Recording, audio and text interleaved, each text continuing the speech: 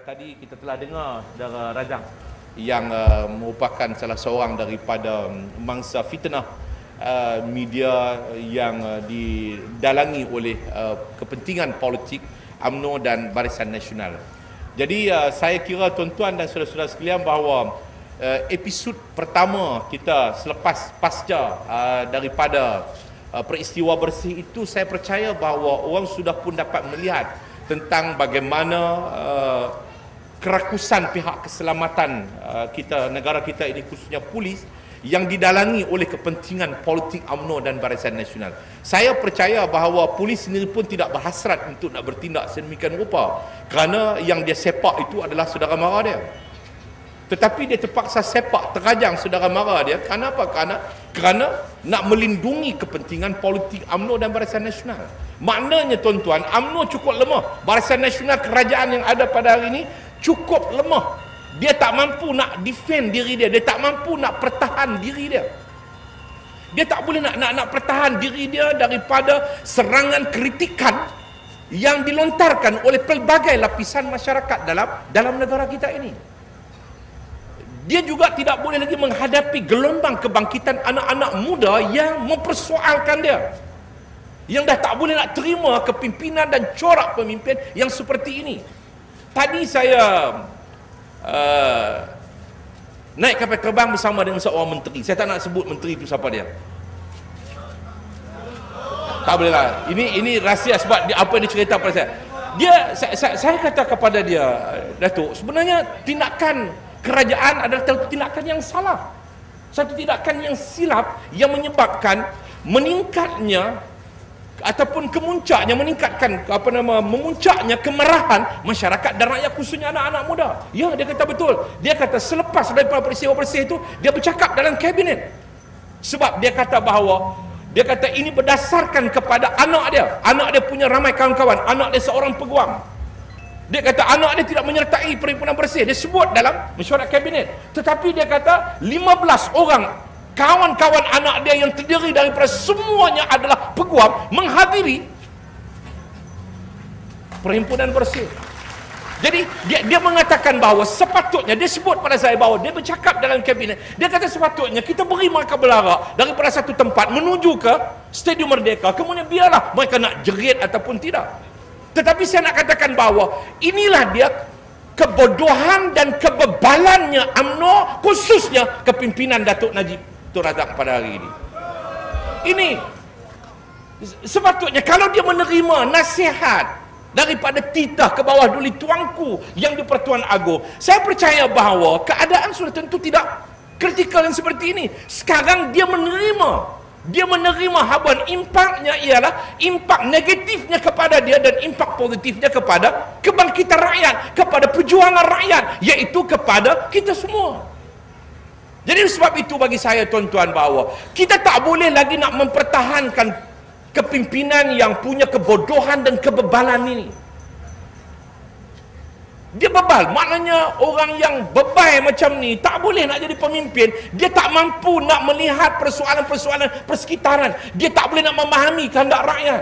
Hari ini dia kata pula di London, dalam pertemuan dengan masyarakat Malaysia di London, Datuk Najib, dia kata bahawa demonstrasi bukan jalan dia. Demonstrasi jalanan bukan jawapan bagi melahirkan rasa ketidakpuasan hati terhadap kerajaan, kerana perbuatan ini boleh menjadi tak terkawal dan mungkin mengakibatkan kecederaan serta kerosakan harta benda. Dah, saya nak sebut bahawa siapa yang cedera? Tolong bagi tahu mai. Siapa yang cedera? Yang cedera ialah peserta-peserta yang menghadiri perhimpunan. Orang awam tak tercedera. Peniaga-peniaga ada cedera? Tak ada. Soal dia tutup berniaga, dia punya pasal lah. Dah punya. Dia kata Bahlul pun marah pula lagi. Tak ni masuk utusan Malaysia, masuk TV3 pula, aku kata Bahlul kat orang pula.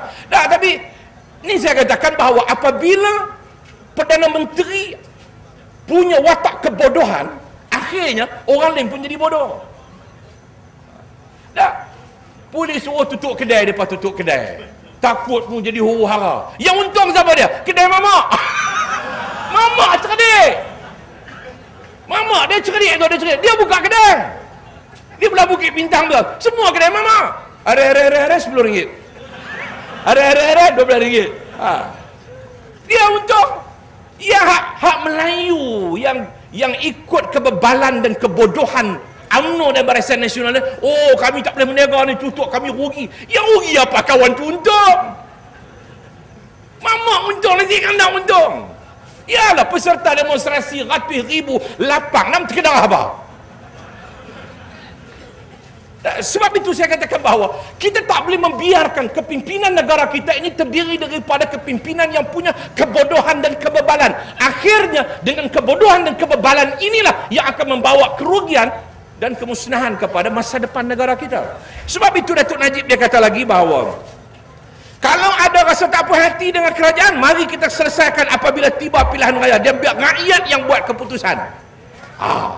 Dia kata kami akan bentang kes kami dan pembangkang bentang kemukakan kes mereka. Dah, ini macam mana nak bentang kalau keadaan ini yang kita katakan, yang kita tuntut apa dia? Media yang bebas. Baru kita boleh bentang kepada masyarakat dan rakyat. Rakyat nak akses media tentang maklumat daripada parti-parti pun sukar. Bagaimana kita nak bentang hak kita? Akhirnya yang dia bentang sahaja yang akan dapat kepada rakyat. Sebab itu yang kita tuntut. Memang kita bersetuju, saya boleh bersetuju dengan pandangan dia bahawa kita berhujah berasaskan kepada penghujaan-penghujaan yang intelektual.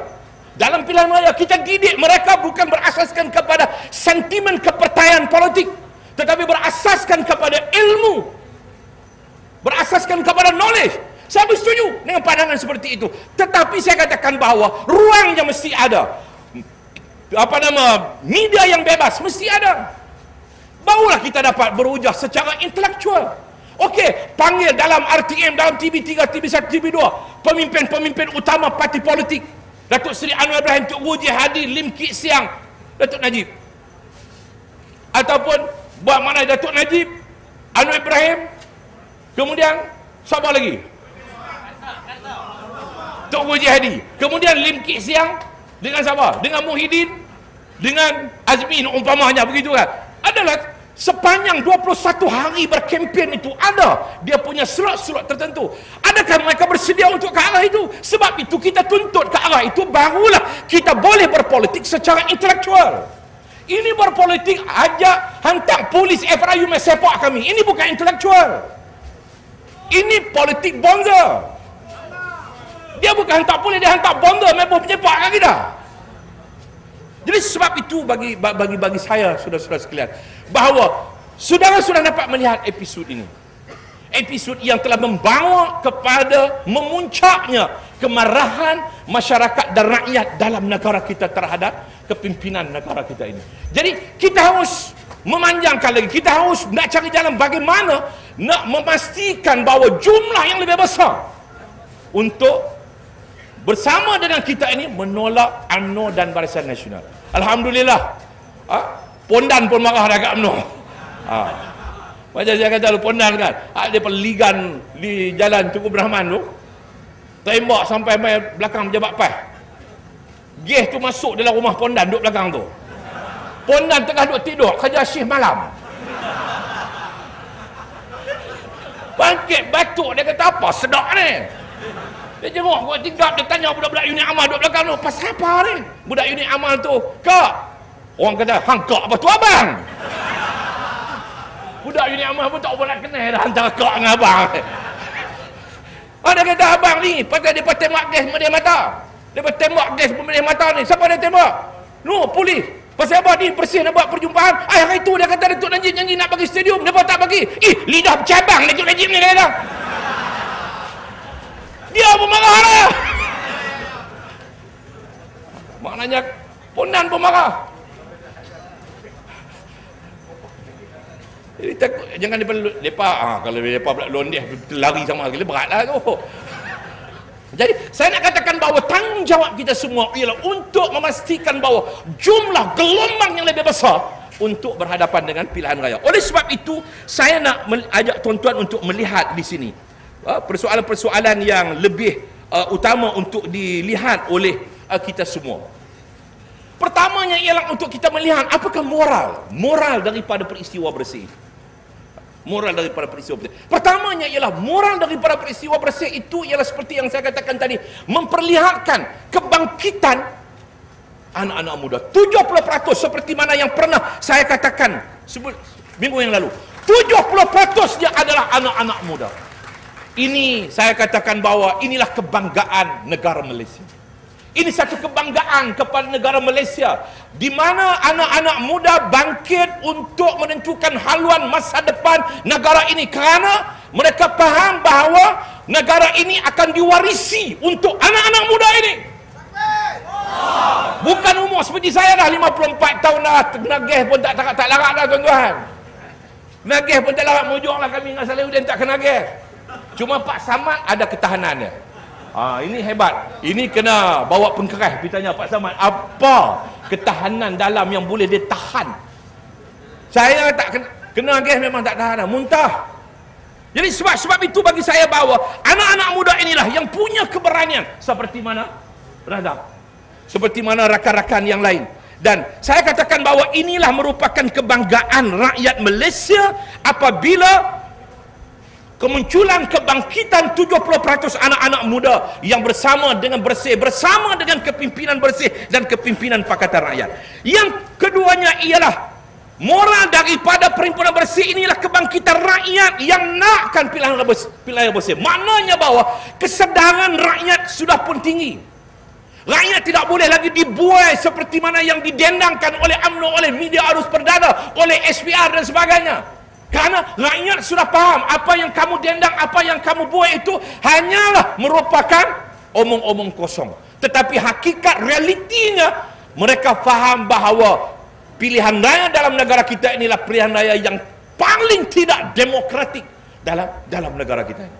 Jadi sebab itu mereka minta kita berhadapan secara demokratik dalam pilihan raya, sedangkan pilihan raya sendiri tidak demokratik. Jadi oleh sebab itu bagi saya, tuan-tuan dan saudara-saudara sekalian, inilah dia moral. Himpunan bersih, tindakan pihak polis dan sebagainya telah berjaya meningkatkan satu jumlah kesedaran yang sangat baik untuk masa depan Malaysia. Yang ketiga, meningkatnya kebencian rakyat kepada Barisan Nasional. Meningkatnya kebencian rakyat seperti mana yang saya katakan tadi. Dan keempatnya ialah memperlihatkan kebodohan, kebebalan dan kecelaruan UMNO, Barisan Nasional, pimpinan negara kita ini, yang sudah tak mampu untuk menangani persoalan-persoalan ini. Najib kata di London, dia kata apa yang berlaku dalam perhimpunan bersih, tindakan pihak keselamatan itu paling ringan. Maknanya mati ni paling ringan lah. Sampai mati seorang itu tindakan paling ringan. Kalau tindakan paling berat saya tak tahu apa akan jadi. Maknanya sepak terajang tu paling ringan. Kalau paling berat, takkan nak terbalik main gosok belakang kot. Paling ringan, dia kata tindakan yang paling ringan. Disebut dalam CNN sewaktu berada di London, dia kata itu tindakan yang paling ringan yang dibuat oleh kerajaan, oleh pihak yang berkuasa. Jadi saya katakan bahawa inilah yang menyebabkan masyarakat dan rakyat bertambah benci dan sebagainya. UMNO sekarang ini, Barisan Nasional, hanya mampu berlindung di belakang kuasa yang sedikit yang dipergunakan, dieksploit sehabis-habisannya ke atas pasukan polis. Dan UMNO saya katakan tadi tak mampu lagi pertahan kuasa, melainkan dengan keganasan pihak polis yang membentengi UMNO. Dia sebut layanan baik. Macam saya sebut dulu, layanan baik apa? Dia tunjuk hak dalam Pulapol, hak tempat kami kena dijinjang duduk dalam lokap, dia tak tunjuk. Kedarah OT pelantar. OT pelantar ya. Kami duduk dijinjang, siang tu tengah hari tu makan OT pelantar. Munjuk saya boleh 2 biji pasal kau tim dengan polis. Tak ada lah rasuah apa, pasal dia kenal saya. Dia kenal saya, dia kata Datuk tak ingatkan saya. Saya kata hang siapa dia? Hantar Datuk pergi Kajang dulu. Oh gitu kah? Itu bagi sebiji lagi. Ayak 2 botol Jadi kena 2 biji, ayak 2 botol, kembang kenyang lah. Tak, tapi saya nak katakan bahawa layanan ini, mereka cuba melagakan kenyataan Tok Guru Haji Hadi, Presiden PAS, dengan kenyataan Anwar Ibrahim. Anwar bercakap dalam konteks keganasan layanan yang buruk dalam konteks perhimpunan, bukan dalam konteks layanan sewaktu ditahan. Tok Guru Haji Hadi ditanya kepada dia, bagaimana Tok Guru? Sewaktu Tok Guru ditahan, adakah Tok Guru dilayan dengan kasar? Takkan Tok Guru nak kata, ya dengan kasar, padahal tidak begitu. Sudah tentu Tok Guru kata, saya tidak ditendang, saya tidak diterajang. Memang betul lah dalam konteks ditahan, sewaktu ditahan. Tetapi kalau tanya Tok Guru, sewaktu Tok Guru berhimpun tu, adakah Tok Guru kena gas pemelih mata? Sudah tentu Tok Guru kata, Tok Guru juga dia kena gas pemelih mata. Ini saya nak katakan bahawa tak ada apa-apa perbezaan antara Tok Guru Presiden kita dengan Datuk Seri Anwar Ibrahim. Tetapi hanya satu kejahatan pihak media arus perdana untuk melaga-lagakan antara keduanya, untuk menimbulkan kemarahan orang ramai peserta bersih, khususnya kepada Datuk Seri Presiden. Sedangkan Datuk Seri Presiden bercakap dalam realiti soalan ditanya bagaimana layanan pada diri dia sewaktu dia ditahan. Awak mereka main tanya aku, jom main tanya aku abang lah roti pelanta ya, roti pelanta. Munjuk aku tak makan nasi, kalau aku makan nasi jenuh nak berak macam mana itu? Bukan ada dinding. Bukan boleh minta pergi bilik air lain, toilet lain untuk nak melepas. Tak, saya katakan bahawa isu dia tidak menggambarkan layanan baik selepas kamu menyepak kami. Bolehkah bila dah kita sepak kawan tu, tak apa, aku berubat lagi. Kemudian abang kau, saya bagi layanan baik kepada dia. Bolehkah? Bolehkah begitu? Tak boleh. Itu bukan menggambarkan layanan baik. Layanan baik ialah tak sepak dan sebagainya, seperti mana yang telah saya sebutkan tadi. Bahawa yang penting saya nak katakan kepada tuan-tuan bahawa ini saya percaya bukan kehendak pihak polis. Polis sendiri pun tak tergamak untuk melakukan sedemikian. Tapi ini arahan. Dia dah train dah. Dia dah ditrain begitu. Polis ni maknanya arahan mesti ikut. Bunyi loceng, ligan. Bunyi loceng, ligan. Ligan tu apa faham ligan? Kejor. Bunyi loceng ni kejor yuk. Dia kejor bawa syota. Dia tak kira apa dah. Tak. Saya nak katakan bahawa mereka ditrain begitu, tak kira dah pada waktu itu kalau dia berdepan dengan pak saudara dia pun, dia akan sepak, dia akan terajang. Jadi sebab itu bagi saya bahawa yang perlu dilihat di sini ialah bagaimana UMNO menunggangi pasukan keselamatan. Kita sangat sedih dan duka cita apabila UMNO menunggangi pasukan keselamatan sedemikian rupa sehingga mencemarkan nama baik, sehingga memberikan persepsi yang sangat negatif kepada pasukan keselamatan, sehingga menyebabkan orang ramai hari ini melihat, memandang pihak polis ini dengan satu pandangan yang sangat serong. Sebab itu saya katakan bahawa tuan-tuan jangan terlalu emosional dengan pihak polis. Jumpa pihak polis yang marah, padahal dia bukan pergi buah itu. Jangan marah. Sebab itu tuan-tuan dan saudara-saudara yang berhati sekalian, yang penting ialah untuk kita melihat, dia terangkan kepada masyarakat, dan kita yang menyertai ini perlu menghadami dan menghayati apa faedah daripada perhimpunan bersih itu. Apa faedah daripada perhimpunan bersih?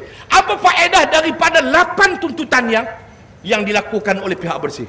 Jangan sampai kita menyertai perhimpunan, kita tak memahami, tak menghadami, tidak memahami dan menghayati apa 8 tuntutan itu. Ini yang perlu kita perjelaskan kepada masyarakat, dan rakyat harusnya difahamkan secara yang lebih mendalam tentang faedah manfaat yang akan mereka peroleh jika kerajaan menunaikan 8 tuntutan ini. 8 tuntutan ini adalah 8 tuntutan ke arah memastikan pilihan raya bersih. Apa dia faedah dia? Pertama sekali ialah pilihan raya bersih akan membentuk kerajaan yang bakal dipilih nanti ialah kerajaan yang beramanah, yang bertanggungjawab kepada rakyat dan negara.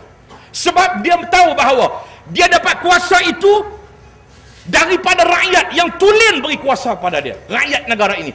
Bukannya dia dapat kuasa dengan dia manipulit kuasa rakyat itu untuk dipindahkan kepada dia, tetapi dia dapat kuasa itu adalah hasil kesedaran rakyat bahawa rakyat yang membuat pemilihan. Sebab itu bagi saya bahawa kalau pilihan raya yang bersih berasaskan kepada 8 tuntutan ini, kalau UMNO Barisan Nasional juga dipilih, kita akan terima. Kita hormati kerana itulah pilihan rakyat melalui proses pilihan raya yang bersih. Dan kita juga minta dia terima apabila rakyat memilih Pakatan Rakyat untuk menerajui kerajaan Malaysia pada pilihan raya umum yang akan datang, insya-Allah. Ini yang kita nak. Oleh sebab itu, ini manfaat yang sangat besar. Kerajaan yang baik, kerajaan yang beramanah, bermakna bahawa pengurusan ekonomi kita ini akan lebih baik. Hari ini kita terbeban dengan berbagai-bagai masalah. Kita terbeban dengan berbagai-bagai problem hidup, peningkatan inflasi dan sebagainya. Ini yang kita berhadapan dengan kenaikan harga barang dan sebagainya. Jadi sebab itu tuan-tuan dan saudara sekalian, ini problem kepada kita. Kerana apa? Semua ini pengurusan, semua masalah inflasi, kenaikan harga barang dan sebagainya, kos hidup yang meningkat ini, kerana apa? Salah pengurusan ekonomi negara. Penyelewengan, rasuah dan sebagainya, ini merupakan yang menyebabkan berlaku masalah-masalah yang menimpa rakyat, yang ditimpa ke atas rakyat. Jadi kita kena wujud kembalikan negara kita ini mesti dipimpin oleh apa? Oleh kerajaan yang bersih, daripada pilihan raya yang bersih, kerajaan yang beramanah dan bertanggungjawab kepada negara dan rakyat. Saya diberitahu tadi oleh kawan saya, seorang pelakon. Dia beritahu di USJ 10 kalau tak silap saya. Ada berapa orang cikgu malam niaga buah. Pelakon tu dia tanya, macam mana takkan meniaga buah? Alah, fahamlah, ekonomi teruk. Ya, duduk di Lembah Kelang, di Kuala Lumpur, kos hidup yang meningkat. Maknanya bahawa kalau seorang guru dia nak mengurus hidup dia, walaupun dia ada pendapatan tetap, tapi malam dia kena meniaga buah. Kenapa? Karena tidak ada kecukupan untuk perbelanjaan hidup dia. Bayangkan kalau orang yang lebih rendah daripada cikgu. Bayangkan orang yang gaji lebih rendah daripada cikgu. Pendapatannya lebih rendah daripada cikgu. Jadi saya nak katakan bahawa inilah yang menyebabkan kita nakkan seperti mana yang telah dikemukakan dalam buku Jingga. Supaya guru-guru juga memahami bagaimana pegawai kerajaan, bukan saja guru, yang mana pegawai kerajaan secara keseluruhannya akan dilihat kembali persoalan pendapatan dan gaji yang diperoleh oleh mereka pada hari ini. Dan yang ketiganya ialah faedah dan manfaat yang akan diperoleh oleh rakyat ialah apa dia? Pemimpin yang berintegriti, yang punya kejujuran.